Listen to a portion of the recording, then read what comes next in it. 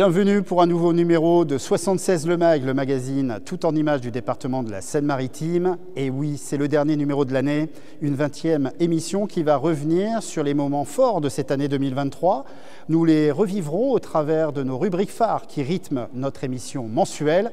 Tout d'abord, En Action, qui met en avant des dispositifs du département, 76 secondes en bref, qui relate l'actualité du territoire, carnet d'expos pour découvrir les expos présentés par le département dans ses 6 sites et musées, talents d'ici pour partir à la rencontre de femmes et d'hommes qui développent des savoir-faire authentiques mis en lumière par le département au travers notamment de l'événement Collection d'art et les trophées de l'artisanat.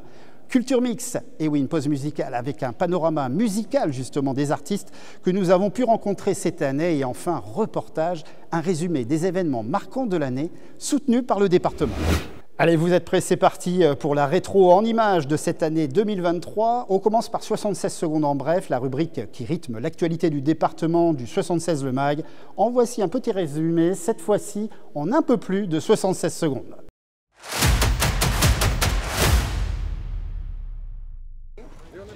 Le 24 janvier, la maison départementale des sports a été inaugurée afin de renforcer l'offre sportive et de développer les synergies. La maison des sports permet d'accueillir les comités départementaux dans des locaux adaptés et mutualisés et situés à proximité du service des sports de la collectivité. 5 comités ont déjà rejoint la maison départementale des sports. Victime de son succès l'an dernier, épuisée en 11 semaines seulement, la prime vélo du département change de braquet en 2023 en doublant le montant global, soit 1 million d'euros. 3 333 foyers devraient en bénéficier. C'est ce qu'a annoncé le président du département de la Seine-Maritime, Bertrand Bélanger, en visite au magasin de cycle d'Arnanville à Pavilly. 200 € par foyer et par an sans condition de ressources ou 400 € pour les plus précaires pour l'achat d'un vélo à assistance électrique. Cette aide pourrait être demandée dès le 29 avril prochain. Le 27 mars dernier a eu lieu le 17e forum des races à viande au marché aux bestiaux de Forges-les-Eaux. Sous la halle, une centaine de bêtes concouraient pour la finale. Le verdict a été sans appel. Cette année, la championne et le champion de race rouge des prés avaient une particularité. Ils appartiennent au même propriétaire, Maxime Villet de Beuzeville. Le 4 avril dernier, Bertrand Bélanger, président du département de la Seine-Maritime, et André Gauthier, président du conseil d'administration du service départemental d'incendie et de secours de la Seine-Maritime, se sont rendus au centre d'incendie et de secours de Barentin pour signer la convention de partenariat 2023-2028 entre les deux structures. Le département en fait un énorme effort financier. Sa participation supplémentaire va être augmentée de 1 million d'euros chaque année. Et puis, le département a souhaité aussi prendre en charge une partie des dépenses des communes, non seulement dans le fonctionnement du SDIS, mais également dans le cadre de la surveillance des plages, par exemple. 25 870 € et 2 centimes, c'est la recette record provenant de la vente des burgers Sénomarins réalisés sur le stand du département lors du dernier salon international de l'agriculture. 3 chèques à somme égale ont été remis le 12 avril dernier à l'Association nationale de développement des épiceries solidaires, la Croix-Rouge française et la Société de Saint-Vincent-de-Paul, 3 acteurs incontournables des solidarités humaines et territoriales. Le 22 février dernier, la commune de Fécamp a connu 2 éboulements successifs de la falaise sur une profondeur de 15 mètres, impactant directement la RD 79, la route du phare. Bertrand Bélanger, président du département de la Seine-Maritime, en présence de Gilles Quesnay-Hervé, sous-préfet du Havre, et de David Roussel, maire de Fécamp, se sont rendus sur les lieux pour constater le recul du trait de côte. Elle est résistante, donc dans les sacs à dos, pas de problème. En avril 2022, le département de la Seine-Maritime a effectué une première distribution de gourdes en métal éco-responsable à destination des collégiens. L'opération a été réitérée ici au collège Géant Le Pauvre Moine à Saint-Valery-en-Caux. L'idée, c'est de sensibiliser les jeunes élèves au sujet du développement durable d'une façon générale et plus précisément sur la réduction des déchets plastiques. Pour sa 12e édition, à 1 an des JO de Paris 2024, la randonnée nocturne a choisi son départ au pied du dojo départemental de Forges-les-Eaux. Plus de 3000 participants ont pris le départ pour une belle traversée en pleine nature et sous un ciel étoilé au cœur du pays de Bray. Pourquoi vous êtes venu alors? Pour faire du sport. Non, parce qu'on adore la marche. L'animation, L'animation, ouais. La nocturne aussi, qu'on va innover. C'est la première fois, alors voilà.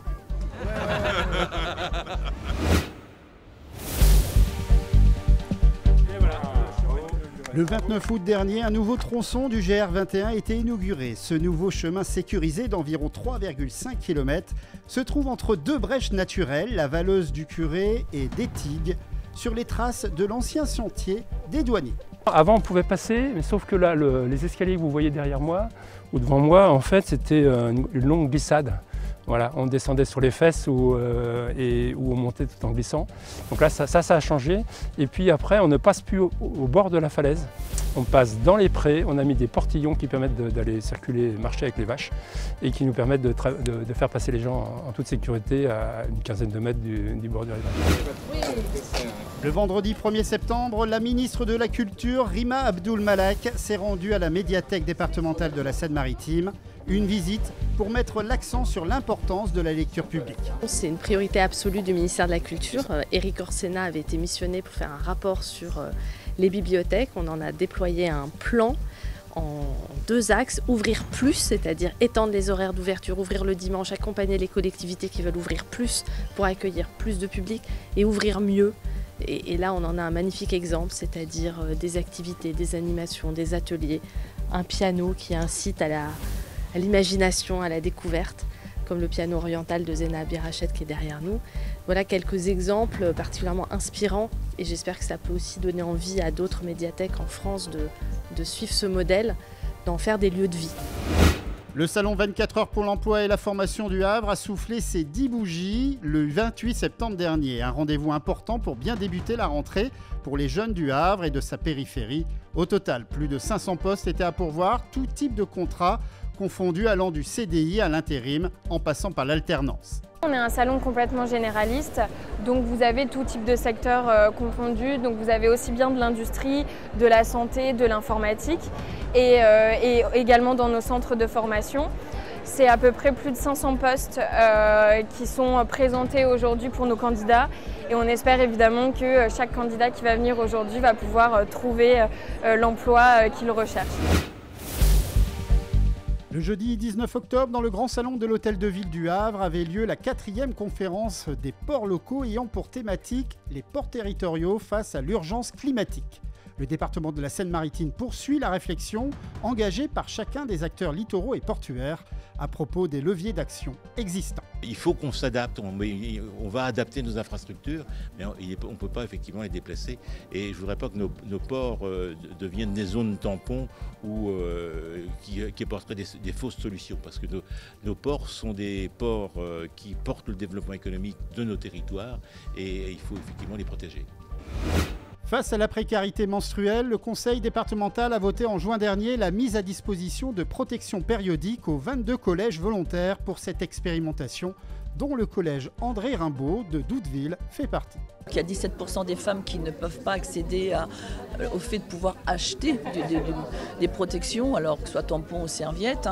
Donc je sais que l'État a beaucoup travaillé sur les étudiantes, les lycéens aussi, il y a eu un travail de fait. Et donc pour nous, au département, il était important aussi de faire en sorte que ces élèves, parce que c'est surtout des élèves, des jeunes élèves, de 6e à la 3e, puissent ne pas louper l'école et puissent surtout tous les mois ne pas louper l'école et surtout récupérer leur dignité parce que socialement c'est très difficile, on n'ose pas en parler parce que c'est un peu une honte de ne pas avoir les moyens de pouvoir acheter quelque chose.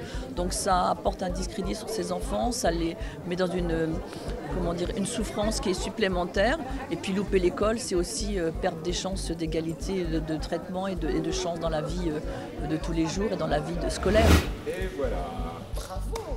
Le 21 octobre dernier, Bertrand Bélanger, président du département de la Seine-Maritime, accompagné d'Alain Basile, vice-président en charge des infrastructures, des ports et du littoral, ainsi que de nombreux élus, est venu inaugurer le chantier naval du port de Fécamp, qui a pour objectif de répondre aux besoins de proximité des pêcheurs et des plaisanciers pour l'entretien de leurs navires.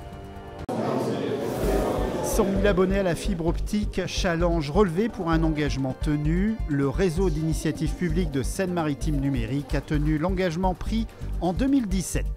un engagement tenu à pouvoir rassembler ici, dans ce département de la Seine-Maritime, à la fois toutes les intercommunalités, rassembler le SDE, rassembler les partenaires qui nous ont apporté leur soutien financier, la région, l'État. Si en Seine-Maritime, la fibre pour tous en 2023 est une réalité, il reste encore beaucoup de travail. Il s'avère que 100 000, c'est vraiment un cap important. Aujourd'hui, on continue. Nous sommes déjà à 247 000 prises ouvertes, alors qu'on en avait annoncé 230 000 dernièrement, 217 000 il y a quelques années. Le but, c'est d'aller à la rencontre de chaque habitant qui est encore en attente de la fibre, de telle façon à ce qu'on puisse trouver toutes les réponses nécessaires. Ça, c'est le travail de 2024.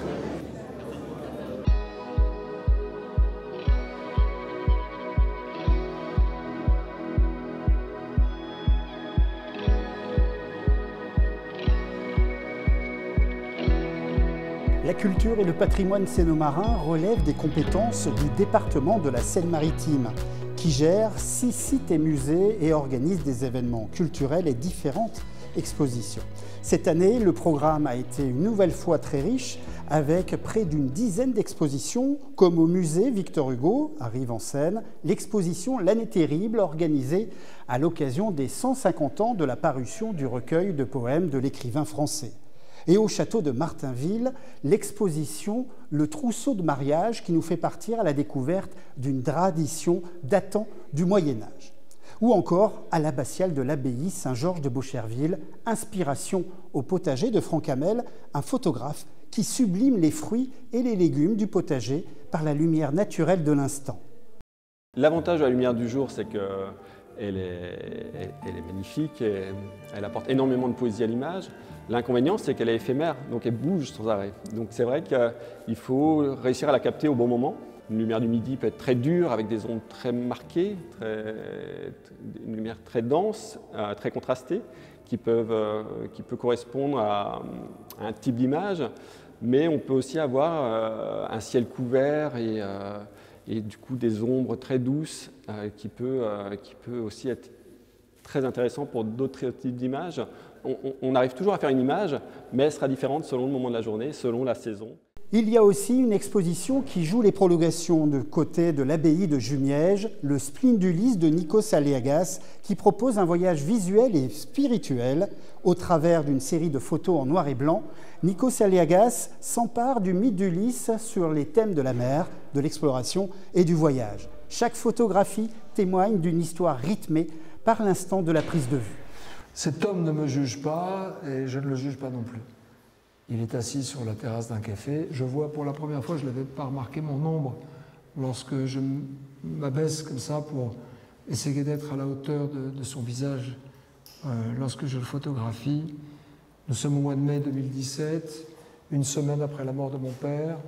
Panakias, c'est son pseudonyme, vient rendre hommage à mon père dans une sorte de petite réunion d'amis ou de proches de la famille. Il vient boire un café et il vient avec toute l'authenticité de sa personne et de ce qu'il représente me dire ses condoléances. Avec une pudeur d'ailleurs qui est très touchante. Et dans ses yeux, il me parle de la vie, il me parle de la fatalité aussi de la vie. Reconnaître qu'une personne qu'il aimait est partie et venir lui rendre hommage, c'est une façon de reconnaître aussi la finitude et la mort. Et face à la mort, il y a un homme qui me regarde dans les yeux. Et dans ses yeux, je vois la vie, je vois ce que ne dit pas le masque social d'aujourd'hui. Un homme qui assume chaque ride de son visage comme les crevasses des épreuves et des rencontres qu'il a faites. Cette exposition, qui a débuté le 8 juin 2023, a attiré plus de 32 000 curieux, empressés d'admirer le talent photographique du célèbre journaliste. Elle jouera les prolongations jusqu'au 7 janvier 2024. Du côté de la chaîne YouTube, nous sommes partis à la découverte des histoires insolites du patrimoine sénomarin. C'est Ariane Duclerc, journaliste du département, qui a entrepris un voyage en 10 épisodes juste avant l'été.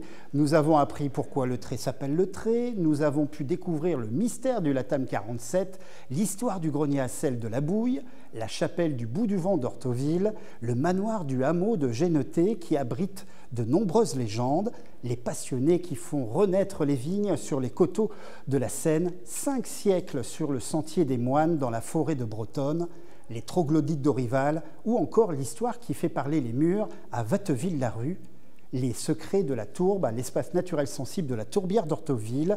En voici d'ailleurs un extrait. La tourbe se forme aux environs d'1 millimètre par an. Donc la tourbière est un milieu particulièrement riche en termes de biodiversité. Oui, effectivement, là on est sur la lande et on peut retrouver beaucoup d'espèces inféodées à la tourbière, comme les drosera, les plantes carnivores. On a la bruyère à 4 angles et l'osmonde royal, donc une fougère arborescente préhistorique.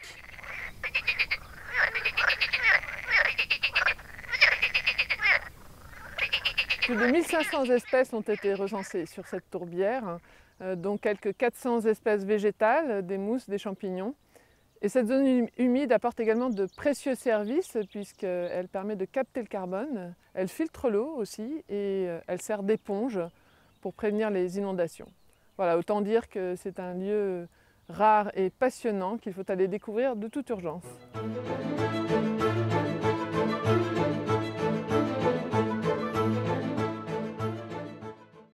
Et enfin, pour refermer cette page patrimoine et culture de l'année 2023, une grande bouffée d'air avec la création d'une belle rubrique Alexandra au pays des jardins secrets, les fameux jardins secrets de la Seine-Maritime ouverts du 1er mai au 1er novembre. Le département compte 37 parcs et jardins entretenus pour la plupart par des particuliers passionnés. Petit extrait du côté de Haupegard dans le jardin d'Angélique. Ici, les roses sont reines. Vous allez découvrir des centaines de variétés. Allons rencontrer Gloria, la propriétaire des lieux.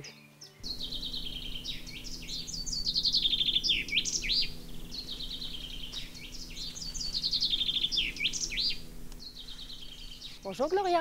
Ah bonjour. Vous allez bien? Ça va, je travaille toujours au jardin. C'est vrai?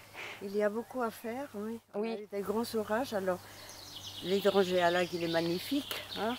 Ces quercifolia, ils sont sublimes. Mais évidemment, avec les orages, il est un peu décroché. Il faut que je mette l'échelle pour le... Vous le réparez un petit peu. Et ça, c'est une plante que je conseille à presque tous les jardiniers parce que ça ne donne pas beaucoup de travail. D'accord. Et puis, il n'a pas besoin de beaucoup d'eau. Et à l'automne, elle est sublime parce que toutes les fleurs elles deviennent plus rosées. Oh, c'est beau, ça me donne la chair de poule.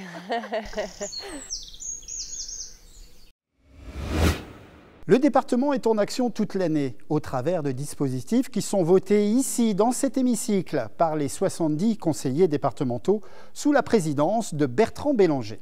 Dans cette rétro en action, on revient sur les rencontres départementales de la prévention et de la protection de l'enfance, la gestion des espaces naturels sensibles, la distribution des tablettes et l'opération Tournée Jeunesse. Action!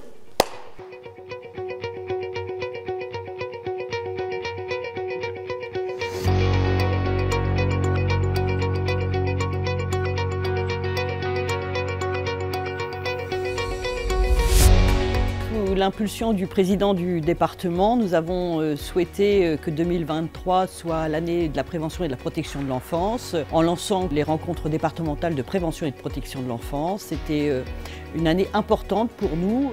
Elles se sont organisées sur la base de la volonté forte, l'ambition du président à pouvoir fédérer l'ensemble des agents et l'ensemble aussi des partenaires associatifs, gestionnaires, institutionnels, les fédérer autour de ces fondamentaux de la protection de l'enfance.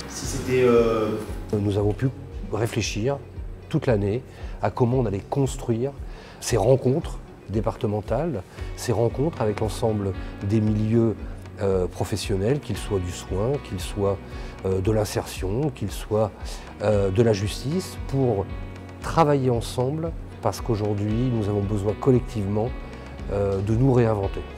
Après un an de rencontres, nous allons pouvoir présenter en février prochain Le plan d'action de la collectivité est poursuivre la dynamique partenariale engagée pour, ensemble, mieux prévenir, mieux protéger et mieux accompagner les enfants et leurs familles.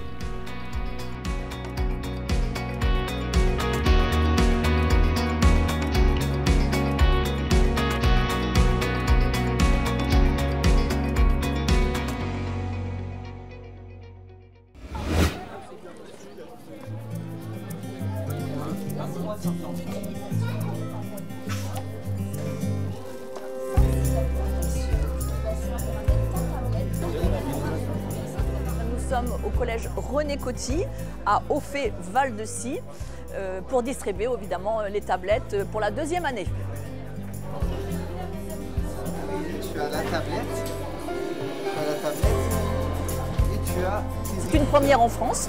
Donc à la fin des 4 ans, il y aura 52 000 collégiens qui seront dotés d'une tablette pour un montant de 40 millions d'euros. Donc c'est un vrai projet politique qui a été adopté à l'unanimité en conseil départemental et aussi avec les 109 principaux de collèges. Parce qu'il faut savoir que le domaine régalien de l'État, c'est la pédagogie et notre domaine, c'est de donner les moyens au fonctionnement. Donc chacun son domaine de compétences et nous avons travaillé ensemble pour réussir évidemment ce beau projet.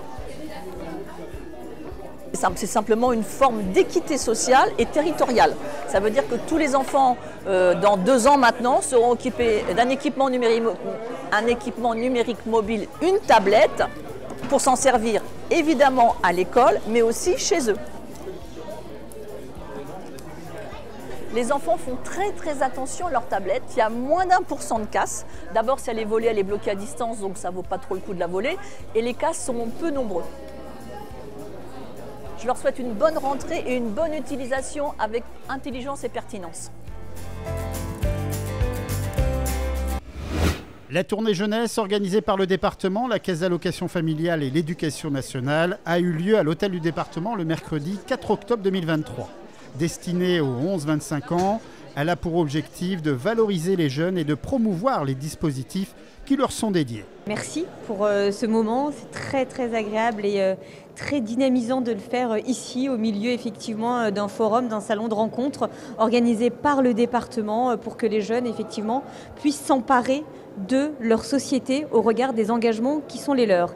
Et oui, parce que le sujet qui était ce matin à l'ordre du jour, c'était l'engagement sur l'aspect très pratique du bénévolat, de l'accompagnement, de l'encadrement, mais aussi sur des thématiques qui sont celles que les jeunes nous orientent aujourd'hui en tant qu'élus, mais en tant que citoyens de manière globale, sur l'enjeu climatique, sur la lutte contre les discriminations, mais également sur comment être acteur de son destin au quotidien.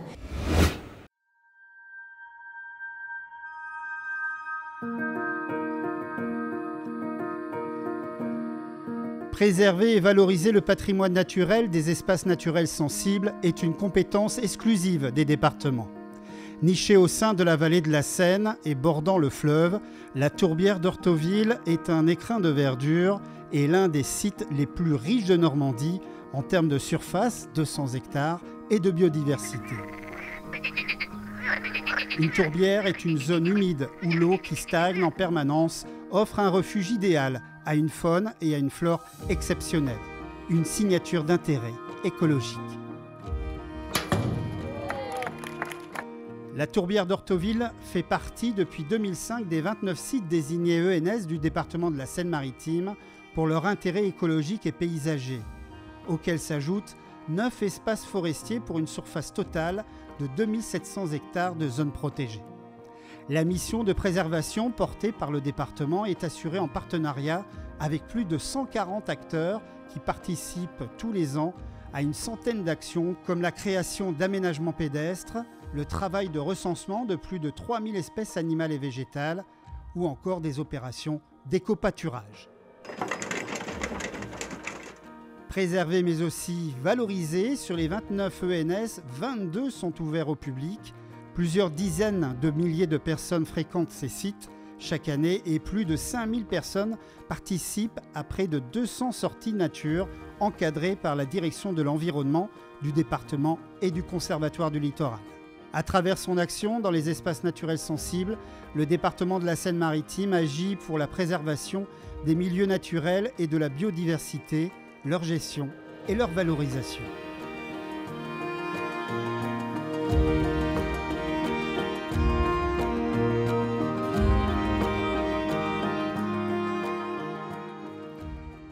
Allez, une petite pause musicale s'impose. Dans le 76 All Back, nous avons pris l'habitude de finir les émissions par une rencontre avec un artiste, un chanteur ou un groupe musical. Voici un petit mix de Culture Mix de l'année 2023.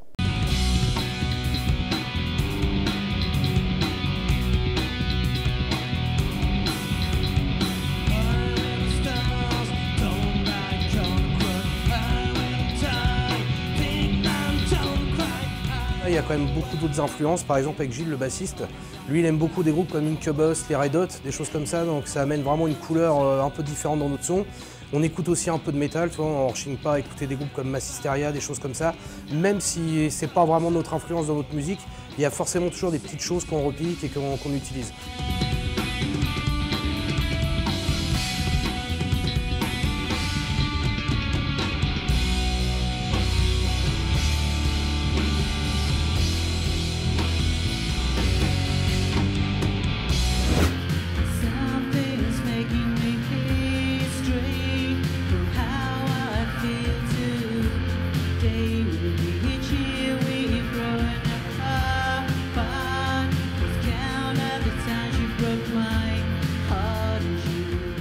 En fait, ça vient d'une maison de fripe, un magasin que j'aimais beaucoup, plutôt un magasin de friperie qui s'appelait Ruby Shoes et j'ai trouvé le nom très bien. Et puis tous les deux, on aime bien aussi le Wizard of Oz, le magicien d'Oz et du coup Dorothée avec ses chaussures également, voilà. Ça vient un peu de ça et le fait qu'on soit en duo. Il y a peut-être eu dans l'idée d'avoir d'autres musiciens au début, mais comme on a commencé à répéter à deux, ça nous plaisait bien comme ça, donc on est resté comme ça.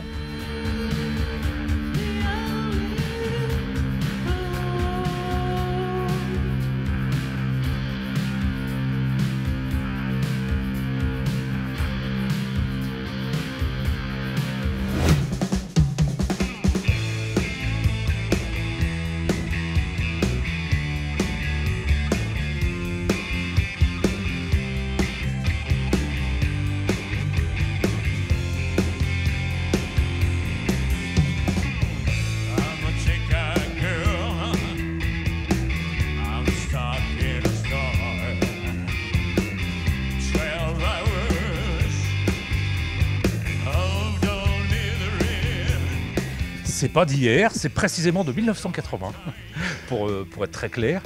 Et en fait, la formation actuelle, elle n'a pas bougé depuis 1985. Bon, voilà. Donc en fait, on a commencé à jouer au début des années 80, donc au niveau de la culture musicale, on sait à peu près où on est.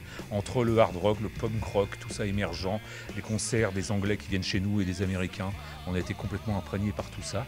Et c'est aussi ça qu'on a pu transmettre, pas seulement dans notre musique, mais aussi en tant que prof dans nos écoles.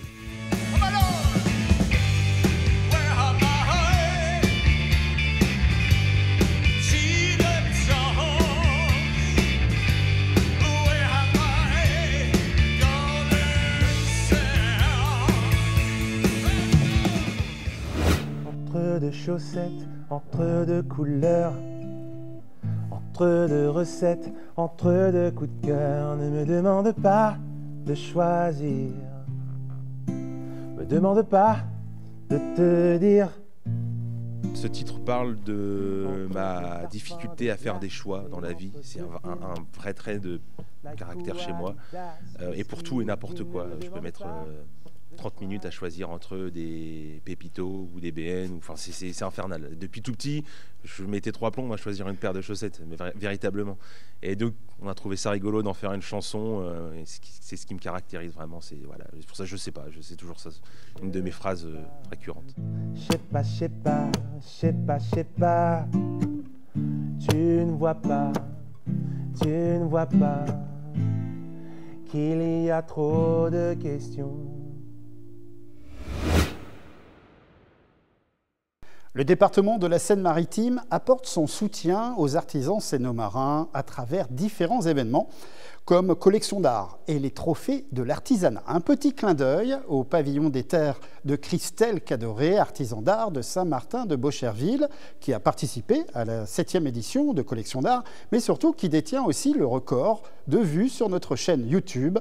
Son reportage comptabilise déjà près de 3000 vues, suivi de près du portrait d'un boucher pas comme les autres, Antoine Baldacchino, avec son bar à viande. Le département de la Seine-Maritime a organisé 2 événements majeurs témoignant de la vitalité et de l'excellence des savoir-faire sénomarins.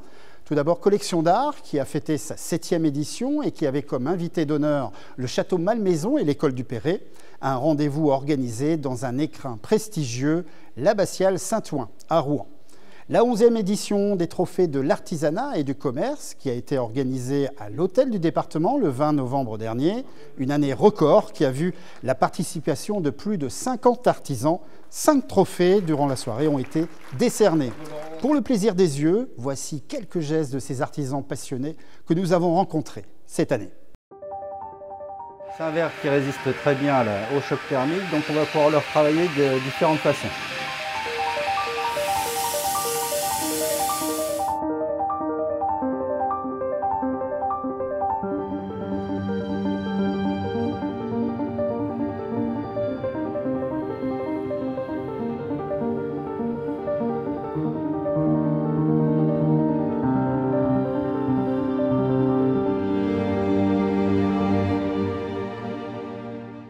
Un boulet et des ciselets et je vais venir taper sur mes ciselets pour laisser une empreinte sur le métal.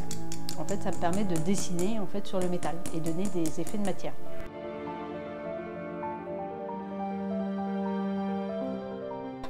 Je suis assez attentif en fait de respecter l'authenticité du meuble, c'est-à-dire d'utiliser des techniques traditionnelles. J'utilise beaucoup de colle de poisson, donc d'une colle naturelle, colle d'os et de nerf.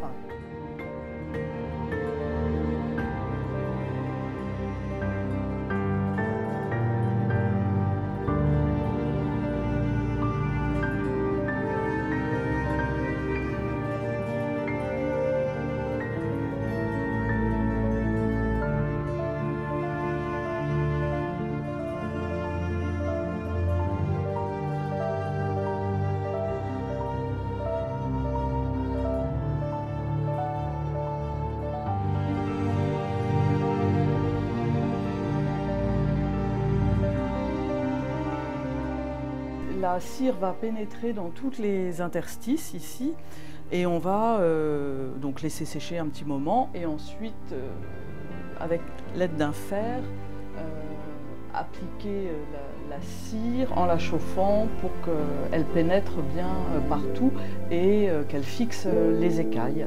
Elle va permettre aux écailles de rester plans sur la toile. Notre émission touche bientôt à sa fin. Place aux grands événements autour de la mer, du sport et de l'agriculture, notamment avec l'Armada, le départ de la Transat Jacques Vabre, le Seine Marathon et le Salon international de l'agriculture. Revivons en quelques minutes ces rendez-vous marquants.